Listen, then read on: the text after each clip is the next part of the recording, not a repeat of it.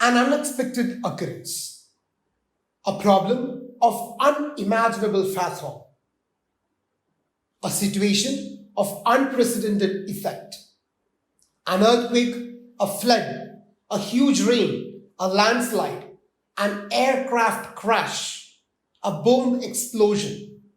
Such things are not new anymore to us.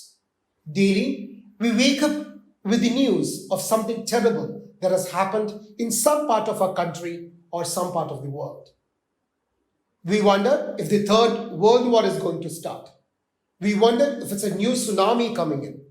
We wonder if it's a new flood, if it's a new landslide or a new heavy downpour. Do you think there is nothing that we could do in these certain situations? Or are there things that is a part of healthcare and health management that has to be done in these situations? Well, I hope this session will clear your doubts and clarify what exactly is the role of a healthcare professional in the face of a disaster. More specifically, what is the role of a public health professional, a community medicine physician, a public health physician in this phase of the world where unprecedented disasters, unprecedented occurrences are very common. This session, we shall be dealing with disaster management. A disaster is basically defined as a natural or a man-made hazard resulting in physical damage or destruction, loss of life, or drastic change to any natural environment. As the definition says, it could either be natural, called natural disasters, or man-made disasters, and it always results in damage to the physical structures, to life, or any drastic change to the natural, comfortable environment. And examples of natural calamities are earthquake, which is defined as an unexpected and rapid shaking of the earth due to breakage and shifting of underneath layers, or a flood, which is increased level of water due to heavy rain or any other cause. It could be a hail, which comes into existence when updrafts in the thunder cloud take the raindrops up towards extremely cold regions of the atmosphere. It could be a wildfire, which happens when forest catches fire. Storms, which are rotating strong winds caused by a low pressure system from ocean currents. It could be a volcanic eruption, which is caused by pressure when gases in the molten rock becomes intense. It could be a tornado, which is defined as a violent storm characterized with a rotating and funnel-shaped cloud. All of this are examples of natural disasters. In addition to this, there are man-made disasters also. The atom bomb explosion in Japan, the world wars, the recent war between Ukraine and Russia, all those are examples of man-made disasters. In India, the Bhopal gas tragedy, and any such events which puts the country or an area into a situation where it requires help from inside the country and as well as from external agencies to get back to its normalcy is basically what a disaster is defined as. A disaster is defined as a natural or a man-made occurrence which disrupts the normalcy of life, the physical infrastructure, and the basic way how things work in an area to such an extent that it requires help from its internal surroundings and also from external agencies to get back to normalcy. This is what a disaster is. It has got unprecedented effects, it has got everlasting effect, and has warranted an important, immediate, and an intense action from the side of the healthcare professionals. Disaster management is basically defined as the discipline that involves preparation, warning, supporting, and rebuilding the society or the community when a natural or a man-made disaster occurs. So basically, it is not just about what we do at the site of a disaster after it occurs. It is also about preparing for a foreseeable disaster, warning against such disasters happening, supporting the people living in that particular area where a disaster is expected to happen, and also rebuilding the society after the occurrence of the disaster. It is also a continuous process which is aimed at an effort to avoid or minimize the impact of disasters resulting from any health hazards. So please understand that when we talk about disaster management, it is not just the things which is done after the occurrence of a disaster, but even before that. We must be able to predict a disaster. We must be able to prepare for a disaster. We must be able to support the people who are going to be gravely affected from the disaster and also help them rebuild. So, disaster management is a lot of activities put together. Effective disaster management relies on thorough integration of emergency plans at all levels of governmental and non-governmental involvement. It must be thorough, ongoing activities, not just from anyone. If once a disaster occurs, nobody can just wait for the government to intervene. Nobody can just wait for help to come from outside. The people who are most affected with the disaster are the people who are the first on the rescue front. It is a natural phenomenon. The people who are the most affected in a disaster are the people who usually stand at the forefront of the rescue operations. Of late, in the years 2018 and 19, the state of Kerala witnessed two major floods. And believe me as a person who was there at the flood affected area for a period of almost 1 week as a part of the refugee health camps and also as a part of disaster management. Believe me when I say that it is the people who are affected the most who act at the forefront of the rescue operations. And that pretty much is the essence of any disaster rescue operations. It is basically conducted by the people who are affected the most. Goals of disaster management includes the avoidance or reduction of the potential losses from such disasters, and also to assure prompt and appropriate assistance to the victims of the disaster. Also to achieve rapid and effective recovery of that particular society from the effects of the disaster. What is most important as an undergraduate student in the stream of MBBS, in the session or the chapter on disaster management is basically the disaster management cycle. It is a topic from which a 3-marker or a 5-marker question is usually asked for the university theory exams. So please pay attention to the session or the topic on disaster management cycle. The disaster management cycle illustrates the ongoing process by which the government and the private sector plan for and reduce the impact of disasters, react during and immediately following a disaster, and the steps taken by them to recover after a disaster has occurred. So there is a lot of preventive action in it in order to reduce the impact. There is a lot of immediate action, the immediate quick response, and also a long-term actions. An amalgamation of all these activities, not just from the governmental side, but also from the non-governmental agencies, together is what we mean by the disaster management cycle. Appropriate actions at all points in the cycle lead to greater preparedness, better warnings, and reduced vulnerability or even the prevention of disasters during the next iteration of the cycle. So if the planned actions are properly executed, then not only the society gets better prepared to face the upcoming disaster, we are able to give better warning signals and even reduce the vulnerability of the population during the next disaster cycle. So every disaster that happens must be taken as a lesson to improve the activities in order to prevent the occurrence of the next disaster. But question to ponder, question to think upon. Are the governmental and the non-governmental agencies, including you and me, are we actually doing it? When a disaster happens, we react, we post, we give out our comments, we blame the government for not doing things. But does anything change? Question to think.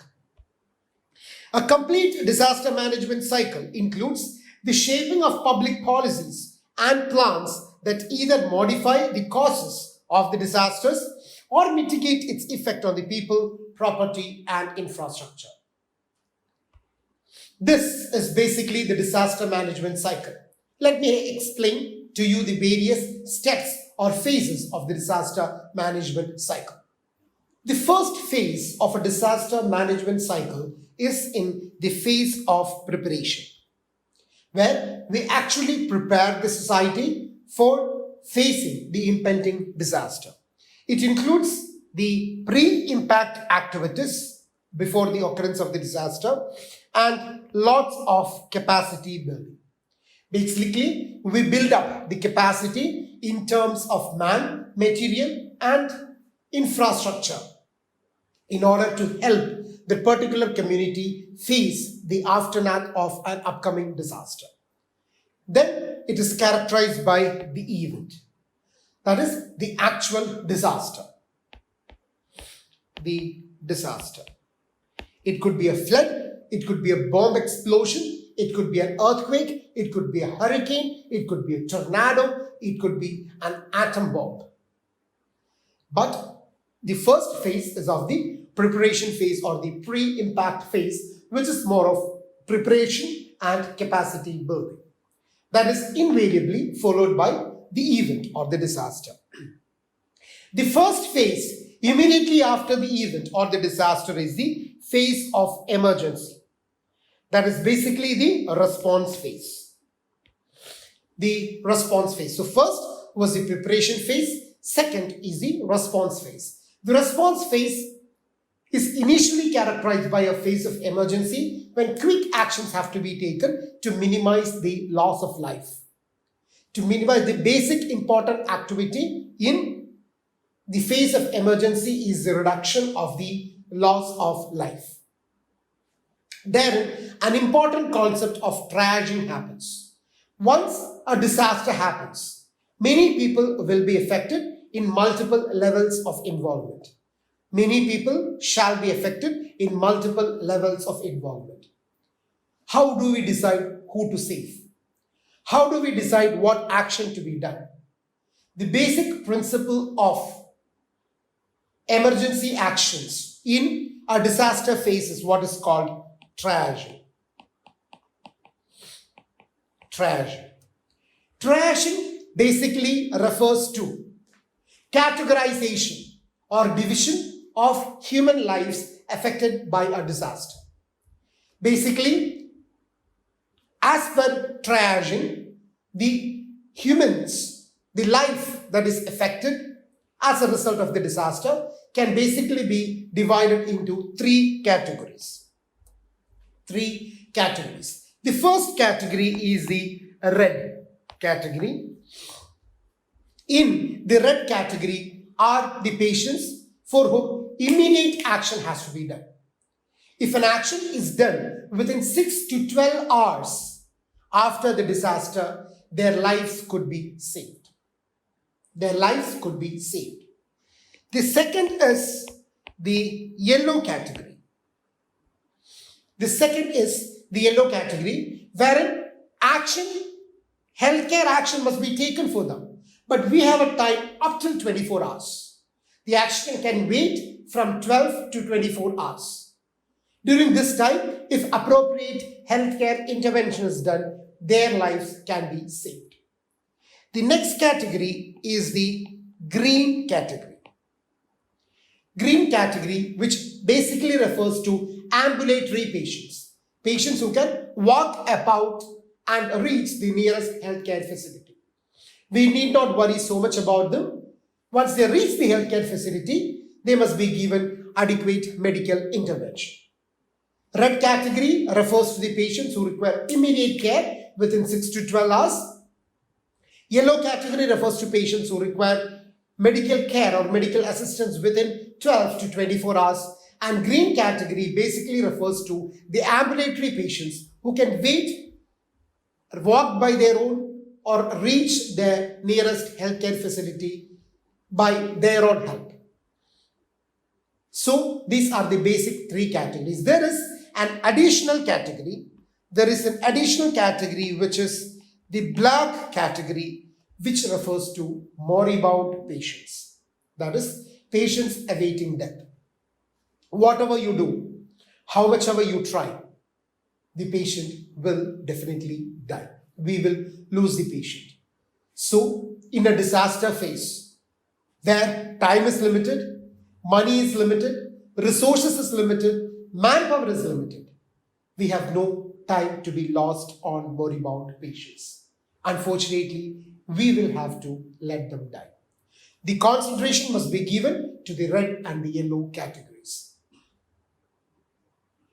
In a disaster phase, the second question, who is to be attended first? Unlike a hospital where the first person who comes and takes the OP registration is usually treated first by the doctor, in a disaster phase, it is never that. It is not on first come, first served basis, never. It always depends upon two things: the seriousness of the injury and the chances of living. If there are good chances of living by a small intervention, that person has to be addressed first. That is the basis of triage. That is the basis of triage.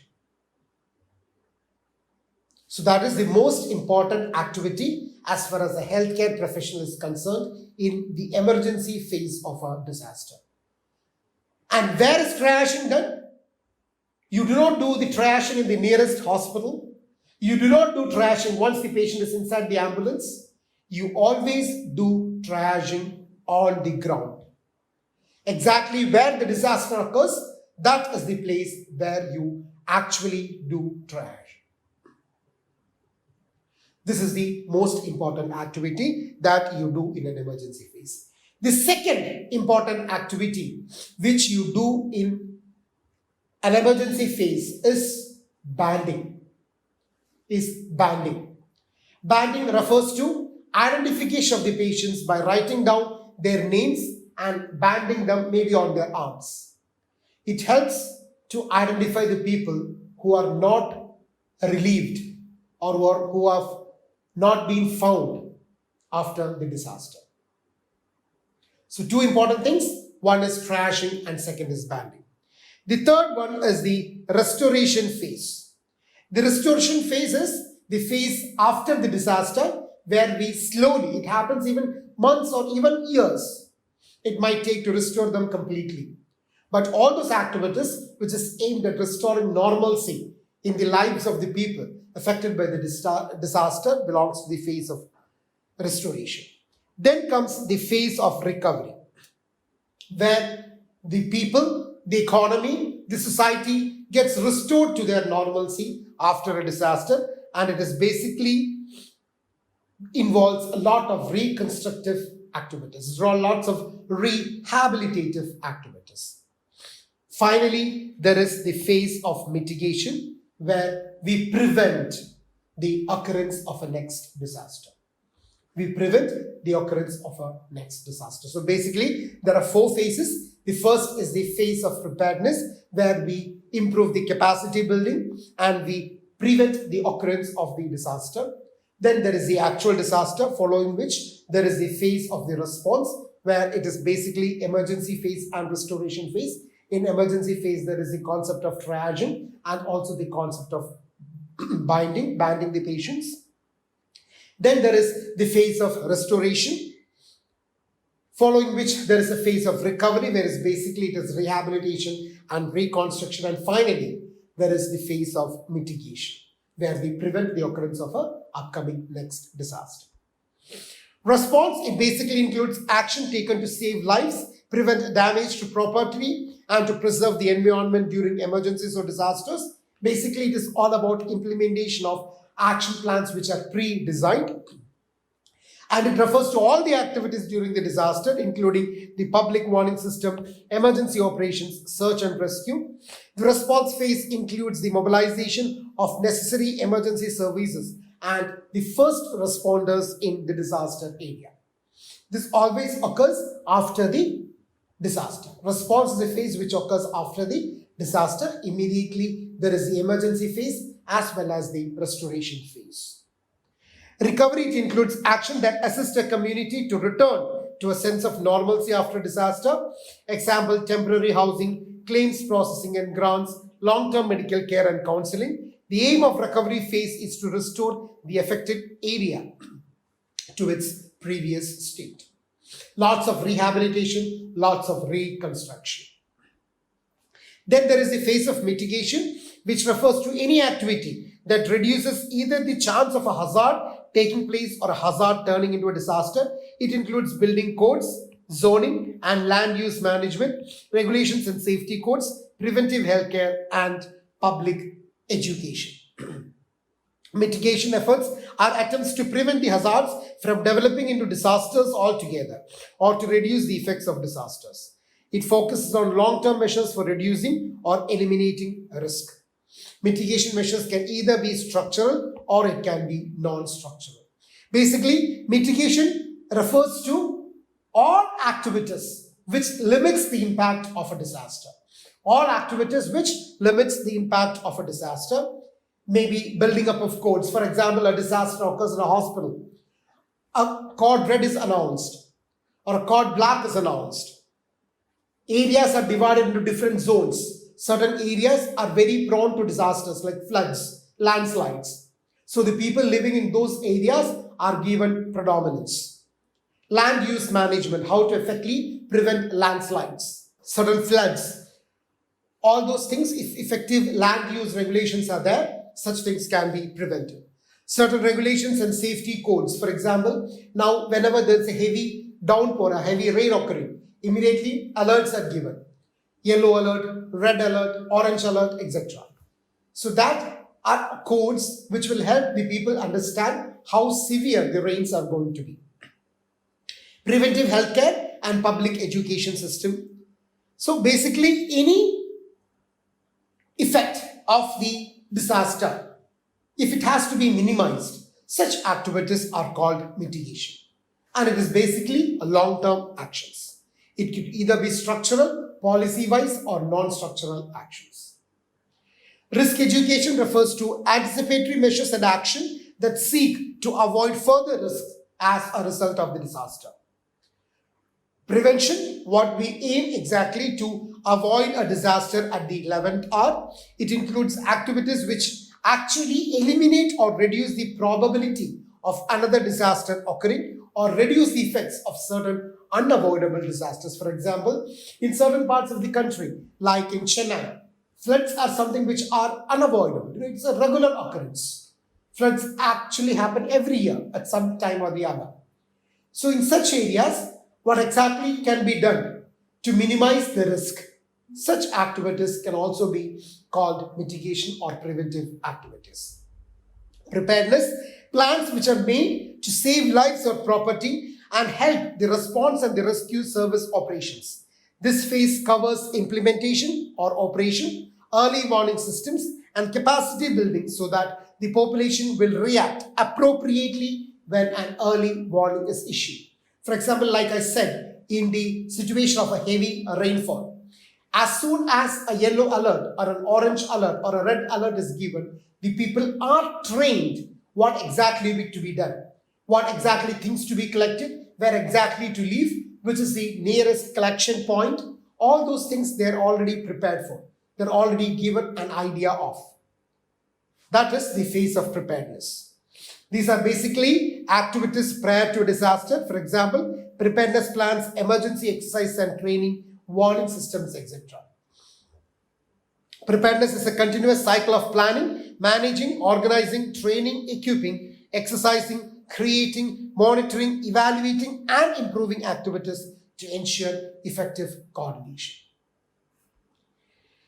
The basic take-home message of this session is disaster management phases illustrated here do not always or even generally occur in isolation or in this precise order. For example, in the disaster cycle, I always told you initially about the phase of preparedness, then the phase of response, then the phase of rehabilitation or restoration, then the phase of mitigation. But please understand that never, in no disaster, will this phase or the zones be clearly acted. It can never be done. We cannot wait for restoration or rehabilitation to be over to start for mitigation. No. As I told you, mitigation involves structural and non-structural activities to minimize the impact of the disaster. It happens as soon as the disaster occurs. Preparedness so that the next disaster does not occur, so that number of lives that are going into death are saved.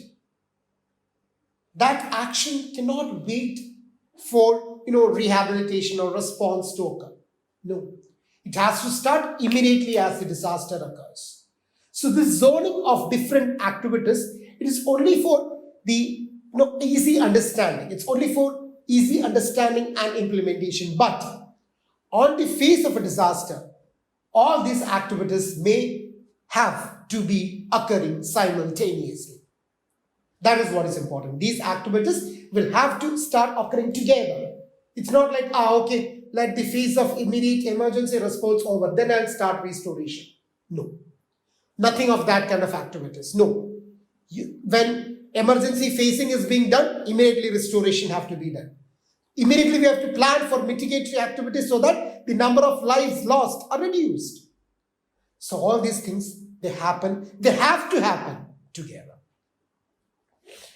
This phase of the cycle will overlap, and length of each phase greatly depends upon the severity of the disaster. I have had experience when emergency response to the disaster on the first day, when that is happening, immediately we had a second disaster. For example, when there was the Kerala floods happening in 2018, the area where flood occurred on day 1, day 2 it witnessed a landslide. Where is the time for restoration? Where is the time for rehabilitation? Where is the time for mitigation? The length of the emergency response itself was days. So, phasing out, zoning out, none of this will happen. We'll have to plan, act together in the face of a disaster. So basically, this session, we discussed about what disaster management activities in public health is all about. We defined what a disaster is. We looked at 2 different types of disaster. We detailed the phase of a disaster management cycle. I told you what is the importance of triaging and also about banding at the time of a disaster. All disaster-related activities in the country is basically dealt with by the State Disaster Management Authority, the SDMA, under which there are different DDMAs, that is District Disaster Management Authorities. The chairperson of the District Disaster Management Authority is the District Collector. It is basically the decisions of the District Collector which has got immense value at that point of time. We do not wait for the State Ministry or the Central Ministry to act. Usually, decisions are taken at the District Management Authority level by the District Collector. As far as your exams are concerned, 2 important questions can come out of this. One is the concept of triaging. Second is the concept of the disaster management cycle. Other questions are not very commonly seen from this particular topic, but still, an understanding of this topic would be greatly helpful in situations in future where you might have to act at the forefront of a disaster. Don't think that since only 1 or 2 questions come from this topic, it is of relatively less importance. No, practically it has got a lot of importance. Once you read the K. Park textbook, you might find the topics given in that slightly varying from what is being discussed in this session. This session is basically intended to give you an overview of the practical aspects of disaster management, not the theoretical value. If you take the essence of whatever has been discussed in this particular session. It is more than enough for you to clear your university exams based on the questions coming from this particular chapter.